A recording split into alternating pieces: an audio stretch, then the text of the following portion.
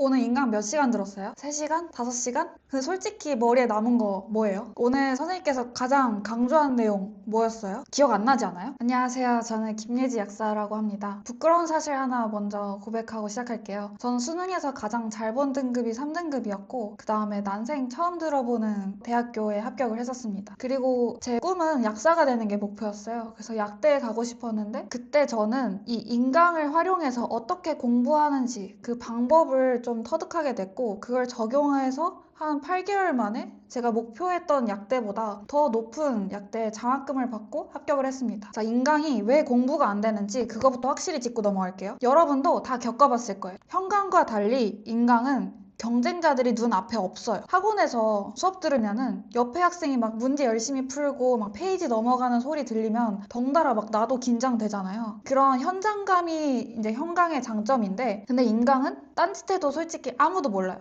핸드폰 보다가 솔직히 누워서 인강 봐도 아무도 뭐라고 안 하잖아요. 그래서 정신 차리면 어느새 막 유튜브 보고 있어. 그게 인강의 가장 치명적인 단점입니다. 오늘은 제가 삼수 끝에 약대에 붙으면서 맨 땅에 헤딩해서 알아낸 인강으로 진짜 공부하는 방법에 대해서 알려드릴게요. 특히 마지막에 설명드릴 이 X자 공부법은 미쳤거든요. 하루 10분만 더 투자하면 남들 1회독 할 때 여러분들은 2회독 할 수 있어요. 정말 약사 면허 걸고 장담하니까 속냄새 치고 한 번만 따라해보세요. 진짜 안 되면은 찾아오세요. 우선 첫 번째, 인강을 들을 때 스파이 마인드로 들어야 됩니다. 이게 무슨 말이냐? 나는 이 강의를 그대로 카피해가지고 딴 데 가서 그대로 강의할 스파이야. 이렇게 생각을 하는 거죠. 이 마인드로 한번 들어보세요. 인강 강사님들은 그 강의가 정말 치밀하게 다 짜여져 있어요. 이 예제를 왜 이 타이밍에 풀라고 하는지, 이 설명을 왜 지금 하는지 다 이유가 있어요. 학생들이 개념을 듣고 실수하는 부분을 인지할 수 있는 그런 예제를 일부러 다 넣어놓은 거거든요. 그러니까 그냥 멍하니 듣지 말고 아, 강의 흐름을 일부러 이렇게 지금 조절을 하고 있구나. 이 의도를 내가 그대로 베껴가야지. 이런 마인드로 계속 들어보세요. 그러니까 학생의 마인드가 아니고 강사의 마인드로 아, 저 사람이 왜 저렇게 설명하는지를 한 단계, 한 차원 위에서 들어보는 거죠. 그러면 필기도 달라져요. 저는 필기할 때 어떤 마인드였냐면 합격하고 나서 이 필기 노트를 진짜 엄청 비싸게 팔아야지. 이런 마인드로 필기를 했었어요. 그러니까 예쁘게 하라는 그 의도는 아니고요. 이때는 다른 사람이 볼 거라고 생각을 하니까 그냥 단순하게 그 판서 내용만 필기를 하는 게 아니고 그 연결고리를 쓰게 되거든요. 그리고 뭐 추가로 들어가는 포인트, 예를 들어 암기법 같은 것도 생각나는 거 막 넣게 되고 뭔가 체계적으로 정리를 하게 돼요. 이렇게 듣고 나면은 강의가 끝나고 나서 반드시 머릿속으로 한번 다지는 시간을 가져야 돼요. 인강의 단점 중에 하나가 쉬는 시간이 없다는 거잖아요. 그래서 일부러 의도적으로 이 다지는 시간을 스케줄해서 넣어놔야 돼요. 저 같은 경우에는 점심 먹고 나서 항상 산책을 했거든요. 그때 길을 걸으면서 혹은 집에 가면서 걸어갈 때 그리고 자기 전에 누워가지고 항상 그 다지는 시간으로 가졌어요. 예를 들어 지구과학 강의를 들었으면은 뭐 오늘 무슨 단원이었지? 그 다음에 거기에 대주제가 뭐였지? 아, 선생님이 여기서 강조한 거 뭐였지? 내가 예제 풀다가 틀린 거 뭐였지? 이런 식으로 머릿속으로 한 번 더 수업을 리플레이 했거든요. 그러니까 공부한 내용을 리플레이 하기보다도 그 수업 시간을 다시 한번 리플레이 하는 게 정말 핵심입니다. 그런 마인드로 인강을 들어야지 훨씬 더 집중력이 높아져요. 그리고 두 번째, X자 공부법인데요. 이건 진짜 솔직히 제가 생각해도 너무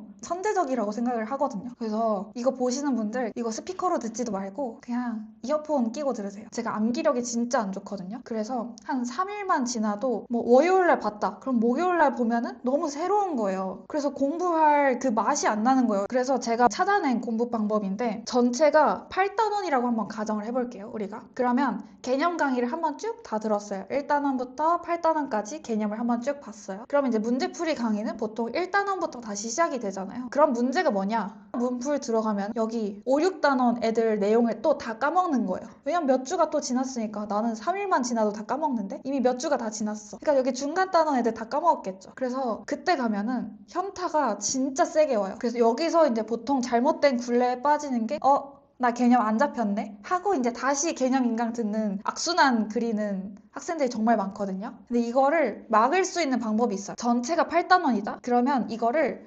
절반으로 쪼개는 거예요. 그래서 1부터 4단원, 그 다음에 5부터 8단원 이렇게 쪼개봐요. 그러면 1단원 문풀을 시작을 해요. 그때 우리가 해야 되는 건 뭐냐면 이 쪼갠 거, 이 절반에 그 5단원 개념 강의 때 풀었던 예제 문제들만 싹 푸는 거예요. 개념 공부하라는 거 절대 아니거든요. 시간 아까우니까 가장 좋은 건 뭐냐면 그 1단원 문풀 들어가기 전에 10분을 일부러 따로 빼놨어요. 저 같은 경우에. 그 10분을 딱 정해놓고 5단원에 예제만 그냥 대강 엄청 빠르게 푸는 거예요. 왜냐면 예제는 쉽잖아요. 그래서 그때 막 빠르게 풀고 답만 확인하고 그 다음에 1단원 인강으로 들어가요. 그리고 나서 2단원 문제풀이를 들어간다? 그러면 또 10분을 빼놓고 6단원 예제를 푸는 거고 이런 식으로 3단원 풀 땐 7단원, 4단원 풀 땐 8단원 이런 식으로 푸는 거죠. 이렇게 해서 내가 1단원부터 4단원까지의 문풀 강의를 들으면은 남들은 딱 반 회독한 거잖아요. 근데 나는 5단원부터 8단원까지 한 번 더 봤기 때문에 여러분들은 1회독을 한 거나 다름이 없어요. 그러면 5단원 들어갈 때 이미 머릿속에 개념이 한 번 더 붙어 있으니까 현타가 안 와요. 그리고 보통 뒷단원 문제풀이 들어가잖아요. 그러면 어려워져요. 그때 개념이 다 날아가 있다? 그러면 이제 정말 현타가 세게 오고 망하는 거거든요. 그리고 5단원 문제풀이 들어가기 전에 다시 우리는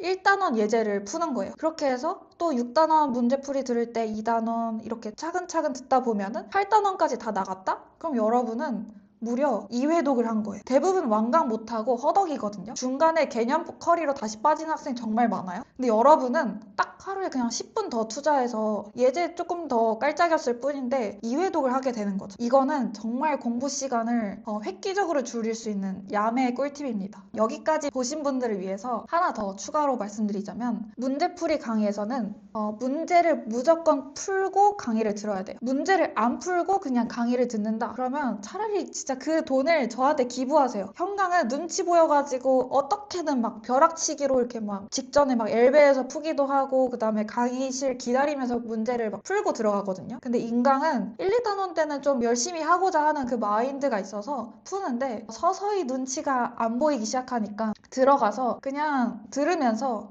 선생님들 문제 푸는 거 잘하네 이렇게 약간 술술 듣게 돼요. 이러면 절대 실력이 늘지 않습니다. 그리고 이때 두 번째로 강조를 하고 싶은 부분이 있는데 사실 그 답이 맞췄는지 틀렸는지는 중요하지 않아요. 그거보다도 더 중요한 거는 순서가 정말 중요합니다. 어떤 순서, 어떤 흐름으로 내가 문제를 풀었는지가 핵심이에요. 그래서 저는 들어가기 전에 일부러 채점을 안 했어요. 맞으면은 긴장도가 떨어지니까 대충 듣게 되거든요. 그래서 문풀 강의는 배속을 좀 저는 빠르게 해서 들었어요. 한 거의 1.75배속 이렇게 높여서 들으면서 내 문제풀이 순서랑 똑같은지를 확인하는 거예요. 그래서 나랑 순서가 똑같다? 그러면은 잘했네? 그러고 그냥 맞았다 표시하고 넘어가고 그 다음에 만약에 답은 맞았는데 순서가 달라요? 그러면 저는 틀렸다고 표시했어요. 왜냐하면 그거는 내가 당시에는 맞을 수 있어도 시험장에 가면 또 틀릴 수가 있는 그런 문제인 거거든요. 결국에는 뭔가 획기적인 풀이 방법? 이런 거 진짜 의미가 없고 어떤 문제가 나오더라도 같은 유형에서 내가 저 선생님하고 똑같은 문제풀이 순서로 푸는 게 가장 핵심이에요. 그래야지 시험장에 갔을 때 흔들리지 않거든요. 그리고 나서 이제 문제풀이를 어느 정도 듣고 나면은 여기서 또 빠지는 딜레마가 하나 있어요. 바로 양치기를 해야 돼요? 말아야 돼요? 이걸 진짜 많이 하거든요. 근데 저는 삼수를 할 때도 문제집을 정말 많이 안 풀었어요. 저는 공부 시간을 줄이는 게 목표였어요.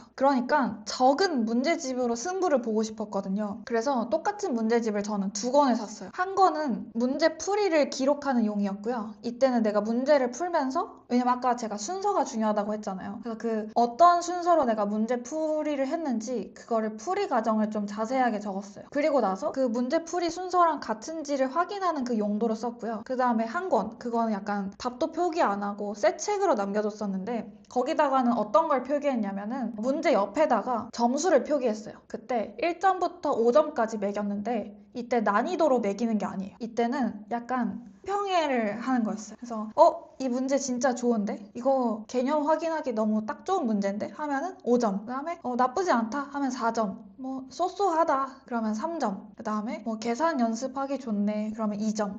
그다음에 이건 완전 별로야. 완전 너무 지엽적이거나 억지로 틀리게 만든 문제야. 그런 것들은 그냥 아예 X표를 쳤어요. 그렇게 해서 문제를 점수를 이렇게 다 세분화한 거죠. 근데 이때는 따로 시간을 내서 하기보다도 그냥 강의를 들으면서 그때그때 바로 옆에다가 그 새 책을 두고 점수를 매겼어요. 그리고 나서 이렇게 점수 매긴 문제들은 언제 다시 쓰냐면은 보통 단원별로 문제풀이가 끝나면은 회차별 문제풀이로 들어가잖아요. 내가 풀어보니까 내가 5단원이 좀 약한 것 같다. 유독 5단원에서 많이 틀렸다. 그러면은 5단원에 가서 5점짜리 문제들만 푸는 거예요. 그래서 5점을 먼저 쭉 다 풀고 그 다음에 4점, 3점 이렇게 내림차순으로 문제를 풀었어요. 그래서 1회독을 하고 나면은 2, 3점 애들은 좀 버렸어요. 그럼 남는 애들은 이제 4, 5점짜리들만 남거든요. 이렇게 되면은 문제집을 다 풀고 나면은 몇 문제 안 남고 정말 양질의 문제들만 남게 돼요. 그러면 거의 전체 한 20분의 1 정도로 문제가 줄게 되거든요. 그 중에서 정말 베스트 오브 베스트만 뽑아가지고 모의고사 전이나 아니면 시험장에 가서 쉬는 시간에 푸는 그런 예열 문제 있잖아요. 그걸로 가져가는 거죠. 저는 이런 식으로 문제를 양치기 하진 않았고 계속 양질의 문제들만 선별해서 푸는 작업을 했어요. 내가 이미 답을 다 기억하고 있어. 막 다여섯 번 풀어서 기억을 하고 있어. 그래도 괜찮아요. 왜냐면 어차피 걔네는 문제풀이 할 때 순서가 중요한 거니까 답은 크게 의미가 없어요. 마지막으로 인강 들을 때 이거 세 가지만 안 해도 사실상 공부 시간을 정말 많이 줄일 수가 있어요. 첫 번째, 화면 분할하면 안 됩니다. 화면은 무조건 크게 보세요. 한 화면에 무조건 강의 화면만 딱 보이게 해야 돼요. 강의, PDF, 메모장 이렇게 띄워놓지 마세요. 이러면 집중력이 다 분산돼요. 차라리 노트에 필기를 해야 됩니다. 한 화면에는 딱 강의 하나만 꽉 채워서 올려주세요. 두 번째는 다시 들으면 되지 마인드. 이거 진짜 버려야 합니다. 이게 인강의 가장 큰 장점이자 단점이에요. 절대는 다시 듣지 못한다. 이런 마인드로 좀 인강을 들어야 돼요. 그래야 집중도가 2배가 돼요. 한 문장이라도 안 놓치려고. 세 번째는 길에서 인강 들으면 안 돼요. 엄마 차에서도 들으면 안 되고 화장실에서 들으면 안 돼요. 이거 진짜 나쁜 습관이거든요. 이게 진짜 어차피 공부 안 돼요. 제가 다 해봐서 하는 얘기인데 길에서는 차라리 오늘 배운 내용을 다지는 시간으로 써야 돼요. 아웃풋을 해야 되는 시간이란 말이죠. 근데 이때도 인강으로 채워버리면 우리는 아웃풋 하지 못하고 또 인풋만 하게 되니까 공부 시간 계속 늘어나요. 차라리 이때는 정말 본인이 머릿속으로 계속 강의를 해야 돼요. 여기까지 보신 분들이라면 정말 간절한 분들이라고 생각을 합니다. 유튜브에 이렇게 재밌는 영상이 매일같이 쏟아지는데 이런 지루한 영상을 정말 끝까지 보신 거잖아요. 오늘 제가 말씀드린 거 진짜 한 번만 해보세요. 완전 다르다는 게 느껴지실 거예요. 저는 영상을 찍을 때 항상 과거에 재수생 때 저한테 하고 싶은 말을 찍고 있거든요. 여러분이 저와 같은 시행착오를 또 하셔가지고 가장 젊은 이 순간 1년을 낭비하지 않으셨으면 좋겠어요. 제가 멀리서 여러분들 항상 응원하도록 하겠습니다. 앞으로도 평범한 제가 어떻게 상위권 안에 들 수 있었는지 열심히 공부법 올릴 테니까 지켜봐 주세요. 그리고 여러분들 공부하시면서 뭔가 잘 하고 있는지 이런 게 좀 고민이다 하시는 부분들은 댓글에 남겨주시면 제가 다음번 영상으로 만들어 보도록 하겠습니다. 우리 같이 화이팅 합시다. 화이팅!